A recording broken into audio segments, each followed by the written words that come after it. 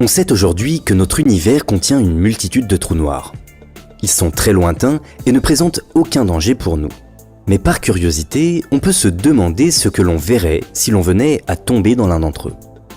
Répondre à cette question va nous permettre de mieux comprendre certains phénomènes extrêmes de l'univers et de rectifier des idées fausses qui circulent à ce sujet.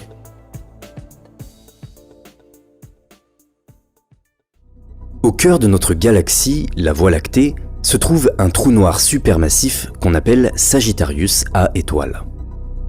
À l'aide d'un vaisseau spatial, on s'en approche jusqu'à une distance raisonnable et l'on saute dans le vide de l'espace. Ici commence notre chute. Elle durera environ 1 heure et nous sera fatale. Le vaisseau, quant à lui, reste stationné en orbite autour du trou noir et nous regarde tomber.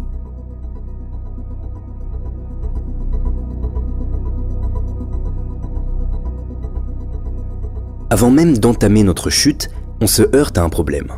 Le trou noir est supermassif. Sa gravité correspond à une masse plusieurs millions de fois supérieure à celle du Soleil. Avec une telle attraction, il capture des étoiles et de la matière environnante, formant un épais disque de plasma en orbite autour de lui. Ce disque tourne à des vitesses vertigineuses proches de celles de la lumière et perd de l'énergie par friction, entraînant des turbulences qui l'échauffent. Il produit ainsi un intense rayonnement, lumière, ultraviolet, rayons X et rayons gamma, qui nous aveuglent instantanément et risquent de nous brûler vifs. La matière pouvant atteindre plusieurs milliards de degrés risque également de nous calciner à son contact. Pour la suite, on va donc supposer qu'on s'est vêtu d'une combinaison extrêmement résistante, qui, à ce stade, nous permet de survivre et de filtrer les radiations nocives. Mais malgré cette combinaison, le disque nous paraît toujours extrêmement brillant. Impossible de distinguer quoi que ce soit. On va donc imaginer que notre casque possède une visière permettant de diminuer la luminosité du disque pour qu'on puisse observer les détails ainsi que les étoiles en arrière-plan.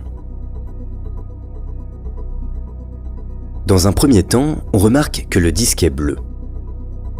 Parmi tout le spectre électromagnétique qu'il produit, notre visière ne laisse passer que la lumière visible, celle que nos yeux peuvent voir. Dans ce domaine, le disque émet davantage de bleu, car cette couleur est plus énergétique. C'est le même effet qui donne leur teinte bleutée aux étoiles très chaudes. Étrangement, un côté du disque semble plus lumineux que l'autre.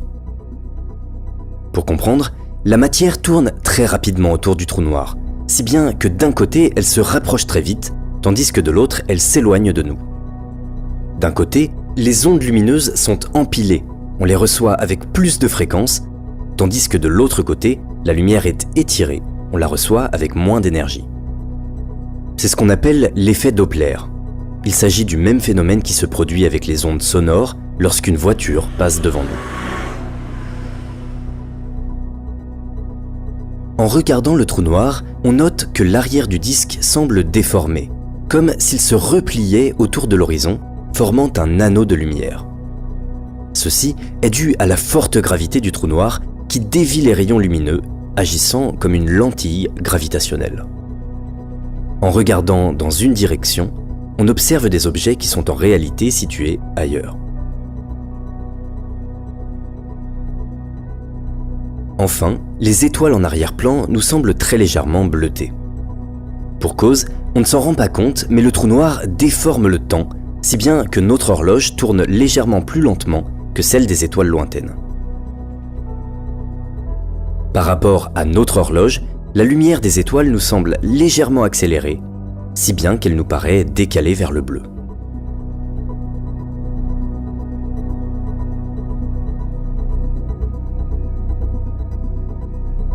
Étonnamment, pendant les 10 premières minutes de chute, on a l'impression que le trou noir s'éloigne. Pourtant, on s'en rapproche de plus en plus vite, mais son image semble rétrécir peu à peu. Imaginons qu'on lance une balle à travers une voiture. La balle est lancée à 90 degrés et traverse la voiture de part en part. Le passager voit la balle traverser la voiture à 90 degrés. Mais maintenant, imaginons que la voiture se déplace. Cette fois, le passager la voit arriver depuis l'avant, avec un angle plus resserré. Parce que la voiture se déplace, les objets qui l'atteignent lui semblent provenir d'une direction différente, resserrée vers l'avant. Dans notre cas, à proximité du trou noir, la situation est la même, et les rayons lumineux jouent le même rôle que la balle. On reçoit la lumière du disque depuis une certaine direction. Mais parce qu'on se déplace vers le trou noir, les rayons nous semblent arriver depuis une direction différente, contractés vers l'avant. C'est le phénomène d'aberration de la lumière.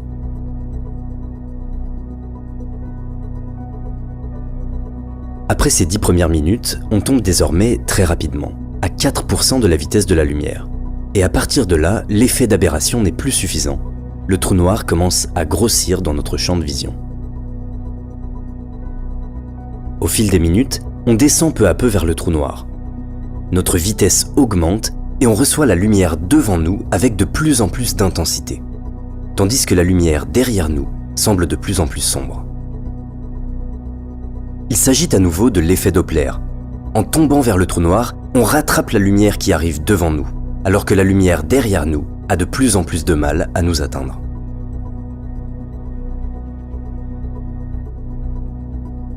Si l'on se retourne, on remarque également que l'horloge du vaisseau derrière nous semble tourner de plus en plus lentement. L'effet est léger, mais tout de même perceptible. Ceci est également dû à l'effet Doppler. Si on imagine que l'horloge du vaisseau émet un signal chaque seconde, les rayons mettent de plus en plus de temps à nous parvenir et on observe l'horloge tourner au ralenti.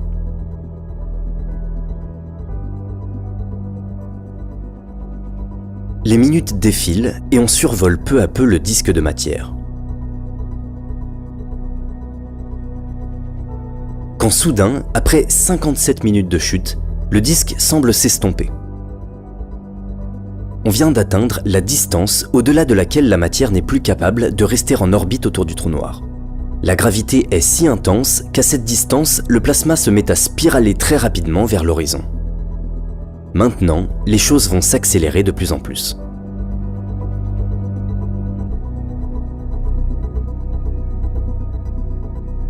Seulement 2 minutes plus tard, nous sommes 2 fois plus proches de l'horizon. Ici, toute la lumière qui provient de l'extérieur est destinée à tomber dans le trou noir. C'est ce qu'on appelle la sphère de photons. À cette distance précise, la lumière peut même rester en orbite autour de l'astre. À mesure que l'on s'approche de l'horizon, les passagers qui sont restés dans le vaisseau voient notre image s'estomper et ralentir peu à peu, jusqu'à se figer sur l'horizon. La lumière que l'on émet a de plus en plus de mal à échapper au trou noir. Elle est reçue de plus en plus lentement et s'estompe peu à peu. Le vaisseau ne nous verra jamais franchir l'horizon. Mais pour nous, seulement 24 secondes après avoir franchi la sphère de photons, il est temps d'atteindre l'horizon du trou noir. À partir de là, il nous sera impossible de revenir en arrière. Qu'observe-t-on en franchissant l'horizon ? De façon contre-intuitive, on n'observe rien de spécial. Il est d'ailleurs très difficile de savoir exactement à quel moment on a franchi l'horizon. On reçoit toujours la lumière des étoiles qui tombe avec nous. On voit encore le vaisseau qui est resté en orbite et dans lequel l'horloge, même si elle semble ralentie, tourne toujours. Et on voit encore parfaitement notre corps, et notamment nos pieds. Car même si la lumière est emportée vers le centre du trou noir, par rapport à nous, elle peut tout à fait remonter et atteindre nos yeux. Il s'agit en réalité d'un principe fondamental. À l'échelle globale, l'espace-temps est courbé par le trou noir et engendre cet horizon à l'intérieur duquel les objets sont déconnectés de l'extérieur. Mais à l'échelle locale, l'espace-temps est presque plat et la courbure ne s'y fait pas ressentir, si bien que tout s'y comporte normalement. Qui plus est, contrairement à ce qu'on pourrait penser, l'image du trou noir qui grossit peu à peu ne semble pas du tout nous englober. Même si on est désormais dans le trou noir, son image n'occupe que 15% de notre champ de vision. Le reste est encore rempli d'étoiles. Il s'agit là encore du phénomène d'aberration de la lumière. Désormais, on se déplace extrêmement vite, si bien que la lumière qui arrive sur nos côtés, et même dans notre dos, nous semble provenir de l'avant. Notre champ de vision est contracté devant nous et élargi dans notre dos. Notamment, le vaisseau derrière nous semble grossir alors qu'on s'en éloigne.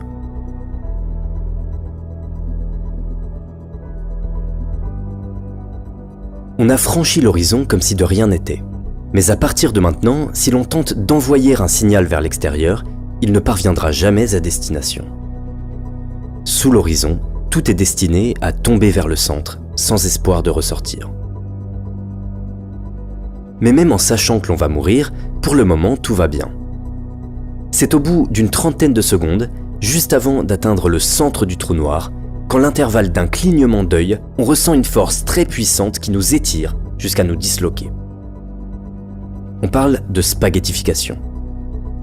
Notre tête est plus loin du centre que nos pieds, et la différence de gravité est telle que très vite notre corps se fait déchirer.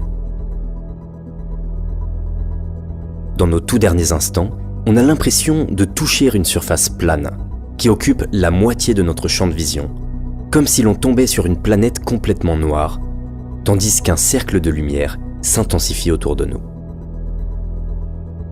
Un dixième de seconde plus tard, les restes de notre corps déchiqueté atteignent le centre du trou noir.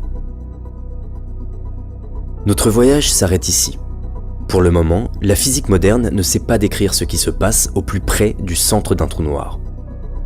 Nos théories actuelles décrivent des singularités, des points où la courbure de l'espace-temps devient infinie. Mais les chercheurs suspectent que ces singularités n'existent pas réellement, et il faudrait pouvoir unifier la gravitation avec la physique quantique pour espérer comprendre un jour ces zones extrêmes de notre univers. Certaines hypothèses remettent même en cause le fait que l'on puisse survivre au moment de franchir l'horizon. De plus, dans la réalité, les trous noirs peuvent posséder une rotation, qui génère des effets étranges avec de multiples horizons et des instabilités mathématiques dont on ne comprend pas encore les conséquences. Mais nos théories actuelles permettent tout de même de se faire une bonne idée de ce que l'on verrait. En particulier, on peut rectifier certaines idées fausses qui sont très répandues. Par exemple, le disque autour du trou noir n'est pas orange, mais bleu. Si certaines images le représentent orange, c'est qu'il s'agit de fausses couleurs qui n'ont pour but que de représenter la luminosité, mais pas la vraie couleur que l'on verrait en lumière visible. Une autre idée qui circule est que l'on verrait le temps s'accélérer et l'histoire de l'univers se dérouler sous nos yeux, alors que notre champ de vision se ferait englober peu à peu par le trou noir. Il s'agit là encore d'une idée fausse qui oublie de prendre en compte l'effet Doppler et l'aberration de la lumière. Toutefois, il reste beaucoup de mystères à résoudre et il faudra attendre de perfectionner nos théories pour savoir ce qui se passe réellement au cœur d'un vrai trou noir.